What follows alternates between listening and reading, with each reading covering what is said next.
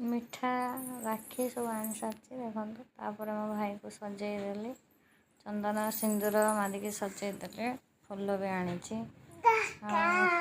ଭାଇକି ସଜେଇ ସାରିଲା ପରେ ମୋ ଭାଇ ହାତରେ ରାକ୍ଷୀ ବାନ୍ଧି, ଇଏ ହେଉଛନ୍ତି ମୋ ବଡ଼ ଭାଇ।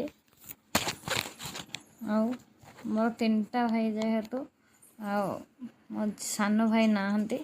ଆଉ ଏ ମୋ ବଡ଼ ଭାଇ, ମୋ ମଝିଆ ଭାଇ, ଆଉ ଆମ ବାବୁ। ଆଉ ରାକ୍ଷୀ ବାନ୍ଧି ସାରିଲି। ତାପରେ ତାକୁ ବନ୍ଦାପନା କରି ମୋ ଭାଇକି ବନ୍ଦାପନା କଲି। ତାପରେ ଭାଇ ମିଠା ଗୁଡ଼ାକ ଦେଖିକି କହୁଛି, ମୋତେ ଆଗେ ମିଠା ଗୁଡ଼ାକ ଦେଇଦେ, ଖାଇଦିଏ, ତାପରେ ରାକ୍ଷୀ ବାନ୍ଧିବୁ। ଆଉ ମୋ ଭାଇକି ତାପରେ ମିଠା ଦେଲି, ଫାଇନାଲ୍ ମିଠା ତାକୁ ଦେଲି। ଆଉ ତା'ର ପସନ୍ଦ ରସମଲେଇ ତାକୁ ଆଣିଥିଲି, ତା ପାଇଁ ତାକୁ ରସମଲେଇ ଦେଲି, ସେ ଖାଇଲା। ଖାଇସାରିଲା ପରେ ତାକୁ ପ୍ରଣାମ କଲି। ତାର ମଝିଆ ଭାଇକୁ ସେମିତି ଚନ୍ଦନ ସିନ୍ଦୁର ମାରିକି ସଜେଇ ଦେଲି। ତାପରେ ଫୁଲ ଦେଲି, ସବୁ ଦେଲି, ସବୁ ଦେଇ ସାରିଲା ପରେ ତା ହାତରେ ବି ରାକ୍ଷୀ ବାନ୍ଧିବି।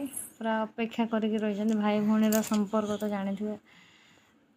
ଏଇ ପବିତ୍ର ରାକ୍ଷୀ ପୂର୍ଣ୍ଣମୀ ଆସିଲେ ଭାଇ ଭଉଣୀଙ୍କର ସମ୍ପର୍କ ଆହୁରି ମଜବୁତ ହେଇଯାଏ।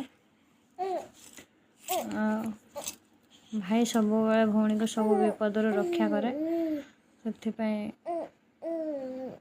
ରକ୍ଷାବନ୍ଧନ। ଆଉ ମୋ ଭାଇ ହାତରେ ରାକ୍ଷୀ ବାନ୍ଧିଲି। ଆଉ ତାକୁ ବନ୍ଦାପନା କଲି। ବନ୍ଦାପନା କରିସାରିଲା ପରେ ତାକୁ ମିଠା ବି ଦେବି। ଆଉ ଜଣଙ୍କ ପାଇଁ ଆଉ ରସମଲେଇ ଆଣିବା, ସମସ୍ତଙ୍କ ପାଇଁ ଗୋଟେ ଗୋଟେ ରସମଲେଇ ଆଣିଛି। ଭାଇକୁ ବି ରସମଲେଇ ଦେବି। ତାର ଯେହେତୁ ଷ୍ଟ୍ରିମ୍ ମିଠା, ତାକୁ ପାଇଁ ଷ୍ଟ୍ରିମ୍ ମିଠା ଆଣିଥିଲି। ଆଉ ତାପରେ ବି ତାକୁ ରସମଲେଇ ଦେଲି। ତାପରେ ତାକୁ ଭାଇକୁ ପ୍ରଣାମ କଲି। ପ୍ରଣାମ କରିସାରିଲା, ଆମ ବାବୁ ବି ସେଠି ବସିଥିଲେ, ତାଙ୍କୁ ବି ପ୍ରଣାମ କଲି। କରିସାରିଲା ପରେ ମୋର ମଝିଆ ଭଉଣୀ ସିଏ ବାନ୍ଧିବ, ମୋ ସାନ ଭଉଣୀ ବାନ୍ଧିବ, ମୋ ଦାଦା, ଆମ ସବୁ ଦାଦାଙ୍କର ଗୋଟେ ଗୋଟେ ଝିଅ।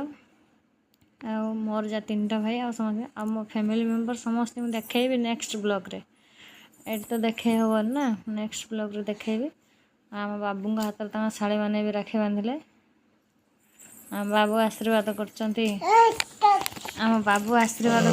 ତାଙ୍କ ଶାଳୀମାନଙ୍କୁ। ତାପରେ ତାଙ୍କ ସାନ ଭଉଣୀ, ମୋ ସାନ ଭଉଣୀ ରାକ୍ଷୀ ବାନ୍ଧିଲା।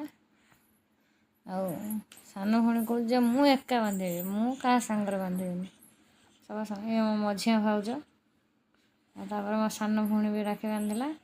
ଆଉ ତାଙ୍କର ଭିଣେଇର ଗୋଟେ ବୋଲି ଗେଲି ଶାଳୀ, ସାନ ଶାଳୀ, ସେ ତାକୁ ବହୁତ ଭଲ ପାଆନ୍ତି।